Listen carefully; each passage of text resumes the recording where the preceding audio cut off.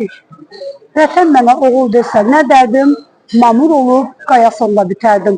Bugün vətənimizin torpaqlarının azadlığı uğrunda qəhrəmancasına şəhidlik zirvəsinə ucalan 13 şəhid əfsanəvi taborun kiçik giziri Zülfüqarlı İlkin Nurəddin oğlunun mövlud günüdür. Yaşasaydı bugün ömrünün 36-cı baharını qeyd edəcəkdir. Qəhrəmanımız uzun illər idi ki, Azərbaycan Silahlı Qüvvələrində xidmət göstərirdi. 27 sentyabr başlanılan xalq savaşımızda o da vətənin səsinə səs verdi. Qorxu nə olduğunu bilmədən vətən və xalq yolunda vuruşdu, döyüşdü. Ədalət üçün, haqq üçün mübarizə apardı. Bu mübarizədən hər kəs kimi o da alnı açıq, üzü ağ çıxdı.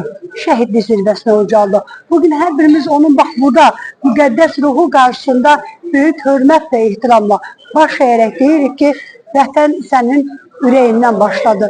Qəhrəman İlkin qardaşımız və mən qeyd edim ki, bugün İlkinlə bərabər onun bacısının həyat yoldaşının da mövlud günüdür. Bir gündə dünyaya gəlib, bir vətənin qəhrəmanı olub, bir gündə də vətən üçün şəhid oldular. Hər iki şəhidimizin, dəyərli qardaşlarımızın müqəddəs ruhları qarşısında hörmət və ehtiramla baş əyirik.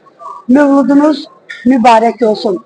İlkin qardaş, Naib qardaş.